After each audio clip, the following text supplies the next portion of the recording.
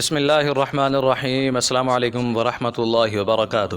محترم ناظرین، امی جان سیدتنا حضرت خدیجۃ الکبریٰ سلام اللہ ورضوانہ علیہما ہمارے نبی پاک حضرت محمد مصطفیٰ صلی اللہ علیہ وسلم کی سب سے پہلی زوجہ مطہرہ ہیں، جو حضرت فاطمہ الزہرا سلام اللہ ورضوانہ علیہما کی والدہ اور حضرت حسن و حسین کی نانی ہیں۔ آپ سلام اللہ ورضوانہ علیہما وہ محترم خاتون ہیں جو اسلام لانے سے قبل ہی زمانہ جاہلیت میں اپنی پاک دامنی اور پاکیزہ سیرت کی بدولت اہل مکہ کے اندر طاہرہ کے لقب سے معروف و مشہور تھیں۔ محترم ناظرین، آپ سلام اللہ ورضوانہ علیہما کا نام خدیجہ تھا۔ آپ کے والد کا نام خویلد،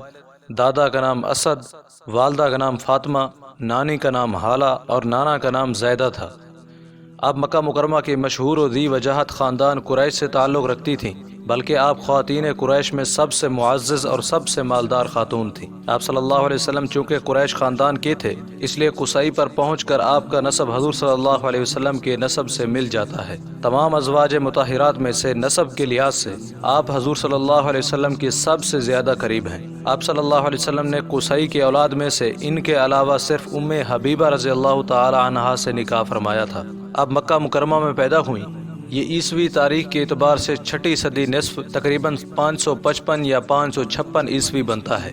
اور یہ عام الفیل یعنی جس سال معاذ اللہ ابرہ نے ہاتھیوں کے ذریعہ بیت اللہ شریف پر حملہ کیا تھا سے تقریباً 15 سال پہلے کا زمانہ ہے۔ محترم ناظرین، رسول اللہ صلی اللہ علیہ وسلم کے نکاح میں آنے سے پہلے یکے بعد دیگرے آپ کے 2 نکاح ہو چکے تھے۔ سب سے پہلے آپ کے نکاح کی بات آپ کے چچا زاد بھائی ورقہ بن نوفل کے ساتھ چلی، مگر ان کے ساتھ نکاح نہ ہو سکا اور آپ کا نکاح ابو حالہ تیمی کے ساتھ ہو گیا، جن کا نام ہند بن نباش یا مالک بن نباش تھا۔ ان سے 2 بیٹے ہند اور حالہ پیدا ہوئے۔ ابو حالہ کے انتقال کے بعد آپ کا نکاح عتیق بن عابد سے ہوا، ان سے ایک بیٹی ہند پیدا ہوئی۔ محترم ناظرین، عام الفیل جس سال ابرہ نے ہاتھیوں کے ذریعے بیت اللہ پر حملہ کیا تھا کہ 20 برس بعد عربوں میں الفجار نامی ایک مشہور جنگ ہوئی۔ راج قول کے مطابق حضرت خدیجہ کے والد خویلد اس جنگ سے پہلے ہی فوت ہو گئے تھے، اور ادھر یکے بعد دیگر آپ رضی اللہ تعالی عنہ کے دونوں شوہر بھی فوت ہو گئے تھے۔ تو چونکہ آپ رضی اللہ تعالی عنہ کے خاندان کا ذریعہ معاش تجارت تھا، اس لیے آپ نے اپنی تجارت کی خود نگرانی کی۔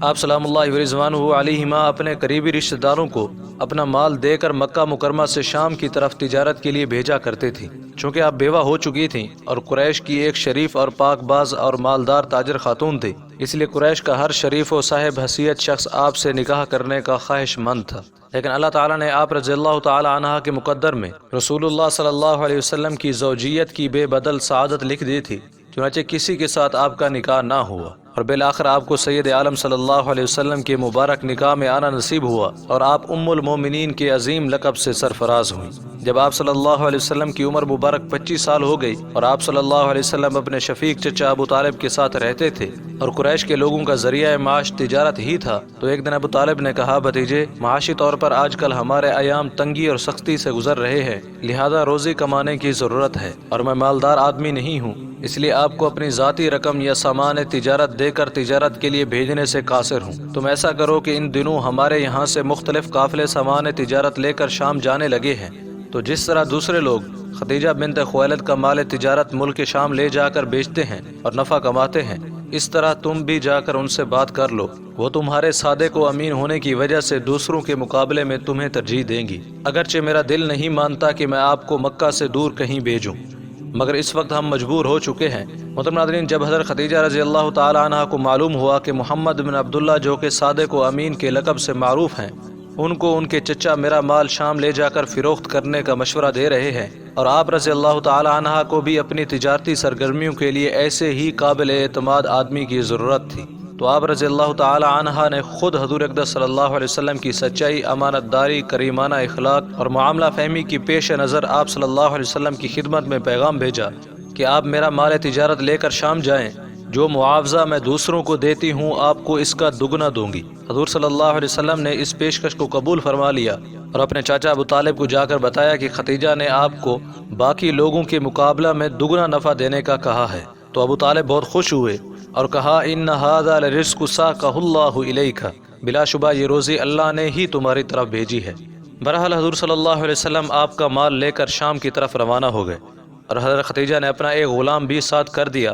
جس کا نام میسرہ تھا، اور چلتے ہوئے اسے کہا کہ دیکھو، سفر میں ان کی یعنی آپ صلی اللہ علیہ وسلم کی کسی معاملے میں مخالفت نہ کرے۔ محترم ناظرین، سفر پر جب روانہ ہو گئے تو راستے میں دھوپ کے وقت ایک بادل آیا اور اس نے آ کر حضور صلی اللہ علیہ وسلم پر سایہ کر دیا۔ یہ عجیب بات دیکھ کر میسرہ بہت حیران ہوا۔ محترم ناظرین، اس کے بعد جب بازار میں گئے اور آپ صلی اللہ علیہ وسلم نے خرید و فروخت شروع کی تو اس دوران ایک دکاندار نے آپ صلی اللہ علیہ وسلم سے کہا کہ لات و عزا نامی بتوں کی قسم کھاؤ۔ آپ صلی اللہ علیہ وسلم نے اس سے فرمایا، ما حلفت بہما قط،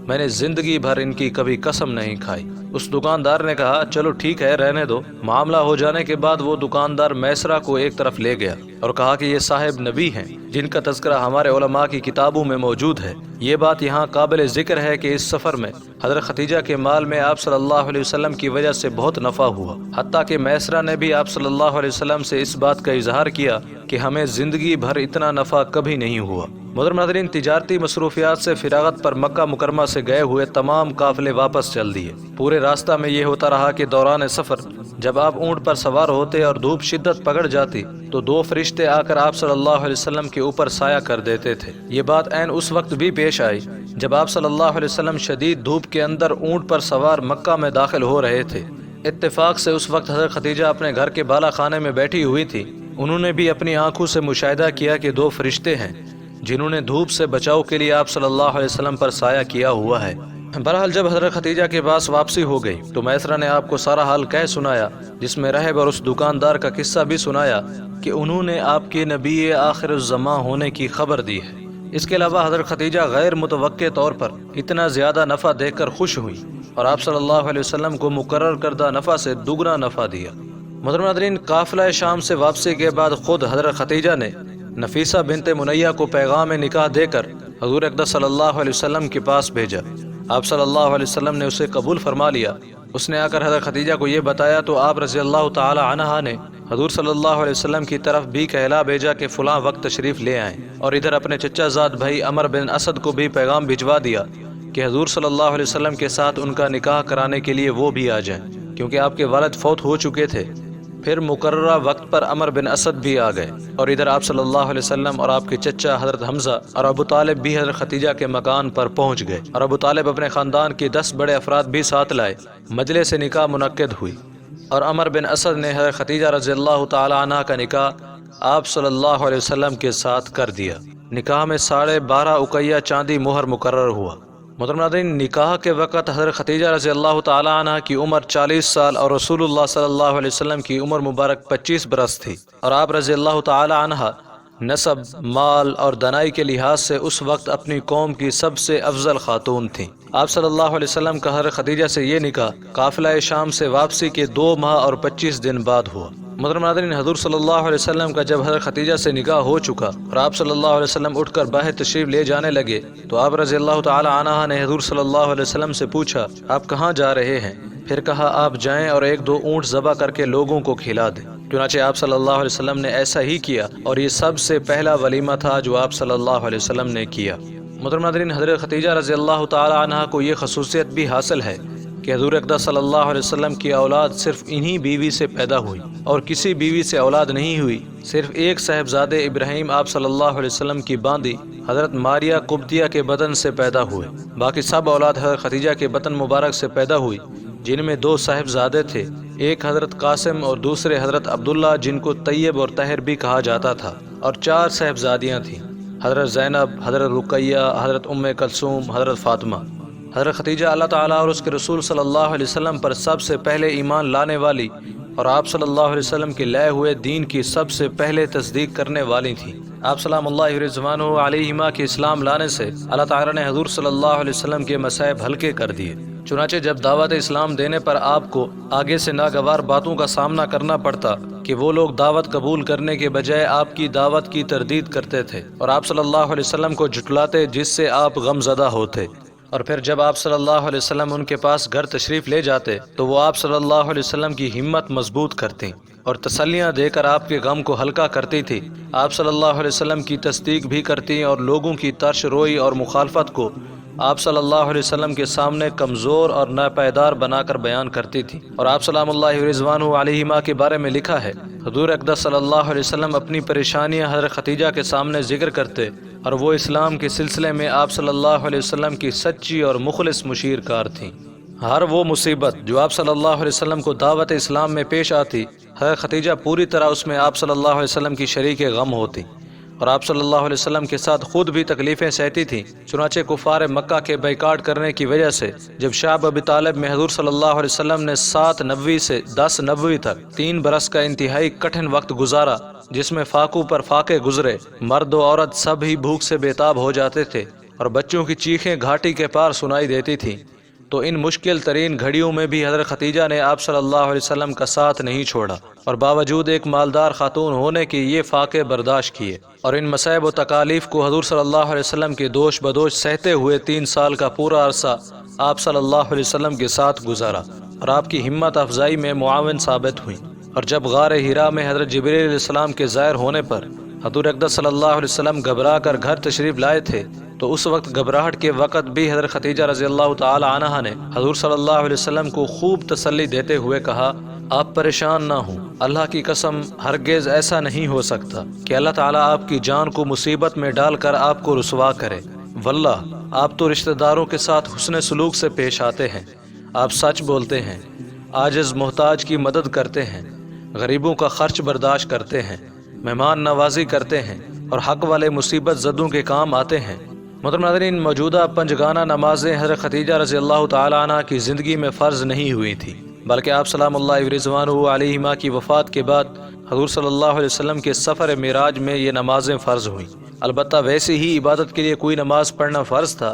جسے وہ آپ صلی اللہ علیہ وسلم کے ساتھ پڑھا کرتی تھی۔ چنانچہ شروع میں جب ویسے ہی کوئی نماز پڑھنا فرض ہوئی تو حضرت جبریل علیہ السلام نے آ کر حضور صلی اللہ علیہ وسلم کو عملی طور پر وضو اور 2 رکعت نماز پڑھ کر سکھلائی۔ آپ صلی اللہ علیہ وسلم نے گھر تشریف لا کر حضرت خدیجہ رضی اللہ تعالی عنہ کو یہ وضو اور نماز سکھلائی۔ اس کے بعد حضرت خدیجہ رضی اللہ تعالی عنہ اپنے شوق سے از خود پوشیدہ نماز پڑھا کرتے تھیں۔ محترم ناظرین، شعب ابی طالب سے خلاصی پانے کی تھوڑی مدت بعد ہی آپ صلی اللہ علیہ وسلم کے مددگار و غمسار چچا ابو طالب کا انتقال ہو گیا، جس سے کفار مکہ کو کھل کر آپ صلی اللہ علیہ وسلم کو تکلیف دینے کے درپے ہو گئے، اور ادھر ابو طالب کے چند روز بعد ہی آپ صلی اللہ علیہ وسلم کی ہمدرد و غمخوار اہلیہ حضرت خدیجہ بھی انتقال فرما گئیں۔ حضرت خدیجہ رضی اللہ تعالی عنہ کی وفات ہجرت مدینہ سے 3 سال پہلے مکہ مکرمہ کے اندر 10 نبوی رمضان کے مبارک مہینے میں ہوئی۔ جب ایک ہی سال میں آپ صلی اللہ علیہ وسلم کے دونوں مددگار انتقال کر گئے تو آپ صلی اللہ علیہ وسلم کو بہت زیادہ مصائب کا سامنا کرنا پڑا۔ یہ سال آپ صلی اللہ علیہ وسلم کے لیے بہت دکھ اور غم کا سال تھا، چنانچہ چند دیگر وجوہات سمیت اس سال کا نام عام الحزن یعنی غم کا سال ٹھہرا۔ محترم ناظرین،